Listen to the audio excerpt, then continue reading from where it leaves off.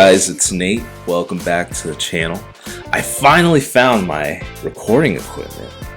Just moved into a new place, so I finally settled and I'm ready to continue to make new content for you guys at a much better quality. So thanks for tuning in. Also, remember this one thing.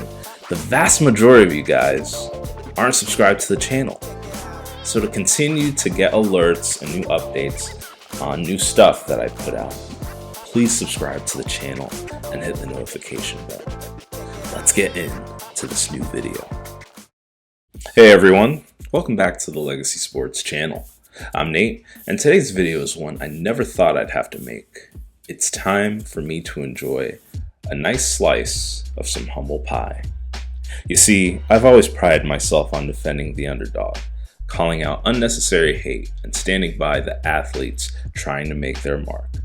That's exactly what I did when I defended Bronny James in a previous video. But here's the thing about this platform. It's not just about sharing opinions, it's about taking accountability. I was wrong about Bronny James, and today I owe you all an apology. But this isn't just about me, it's about the NBA, the Lakers, and the damaging ripple effects of prioritizing narratives over merit. Stay with me, because we're diving deep into what's been going wrong and how this situation symbolizes larger cracks in the foundation of professional sports. Let's start with where I went wrong. In my earlier video, I passionately argued against the wave of hate directed at Bronny. I highlighted his work, his composure under pressure, and his potential to rise above the noise. What I didn't account for was the immense weight of his father's influence. LeBron James, one of the greatest players of all time, has openly campaigned for Bronny to join him in the NBA. At first glance, it seemed like a heartwarming dream, but in reality, it's a dream that turned into a nightmare, not just for Bronny, but for the Lakers and the NBA. Here's where the cracks start to show. Let's bring in some media heavyweights. Stephen A. Smith didn't hold back, calling LeBron out for putting Bronny behind the 8 ball and turning him into a target. Charles Barkley went even further, calling the Lakers' plan for Bronny stupid and unfair to everyone involved. But the kid's not ready to play in the NBA, and he should be in the G League. And so he can play basketball. He's not going to get better sitting on the bench. But also, this thing where he's only going to play home games. That's wild. Not traveling with the team. It's it's wild. If you mean stupid, because it's not fair to him. It's not fair to the team. Can you imagine a coach of that team? Like, you come off a road trip and there's a player you ain't seen in a week or two, and then you feel like you probably got to play him. So I don't think they're doing Bronny any favors, and they just handled this thing really bad. It's a bad look for the Lakers. It's a bad look for the Lakers. I actually think it's a bad look for, I really like everything LeBron's done, but this is a bad look for him, in my opinion. See, I'm not getting into Bronny James because none of this is Bronny James' fault.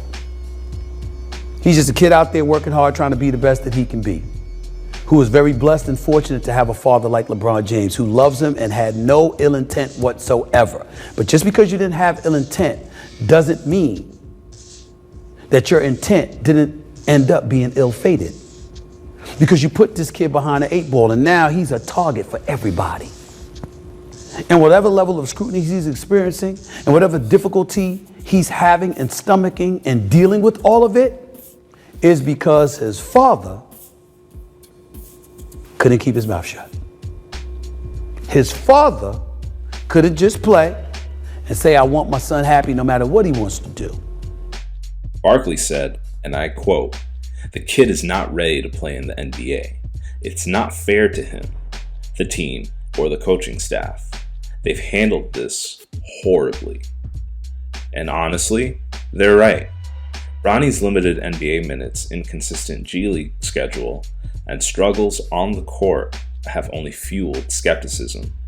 The Lakers' plan isn't setting him up for success. It's setting him up for failure and ridicule. Nepotism isn't a new concept, but when it's this blatant, it breeds resentment.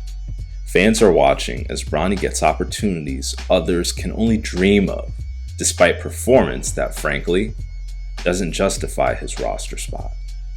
Now, don't get me wrong, this isn't Bronny's fault. He didn't ask to be born into the spotlight or carry the weight of his father's legacy. But here's the thing, he also didn't earn this opportunity the way others in the past have had to. And that perception, it's poison for the Lakers and the league. The NBA's integrity is at stake. Fans are tired of feeling like they're watching a scripted drama instead of a competitive sport. The Lakers' decision to split Bronny's time between the G League and the NBA has drawn criticism from all angles. Even Lakers coach J.J. Redick admitted this was the plan all along, but it's a plan that's alienating fans and disrupting team dynamics. Barkley's point about the team's chemistry is spot on. How can a team function when one player is essentially being babysat? This isn't just bad for Bronny, it's bad for the Lakers brand. A franchise, once defined by excellence, now feels like it's prioritizing a sideshow over substance. And for the NBA, already battling declining viewership, this is the last thing it needs. This isn't just about Bronny or the Lakers. It's about the dangerous precedent this sets. What message does this send to aspiring athletes? That hard work takes a backseat to having connections? That meritocracy is just a myth? We need to ask ourselves, what do we want professional sports to represent? Because if this is the direction we're heading, the NBA risks losing the very soul of the game. So here we are. I was wrong.